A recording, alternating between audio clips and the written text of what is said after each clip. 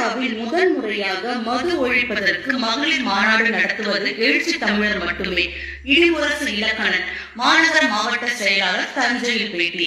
October 2 கள்ளக்குறிச்சியில் மது ஒழிப்பு மகளிர் மாநாடு நடைபெற உள்ள நிலையில் அதற்கான களப்பணிகளை விடுதலை சிறுத்தைகள் கட்சியினர் முழு வீச்சில் ஈடுபட்டு வருகின்றனர்.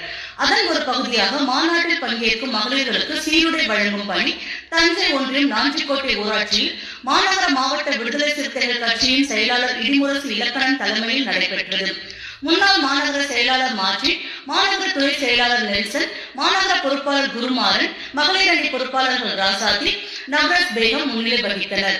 நிகழ்வில் 100 மகளிர்களுக்கு மாநாடு சீருடை வழங்கப்பட்டது. நிகழ்வில் சகிலா பானு, மாசிலாமணி, விஜயா, ஆசியா பேகம் உள்ளிட்ட திரளான மகளிர் பங்கேற்றனர். இந்தியாவிலேயே மது ஒழிப்பதற்கு மகளிர் மாநாட்டை கூட்டுவது இது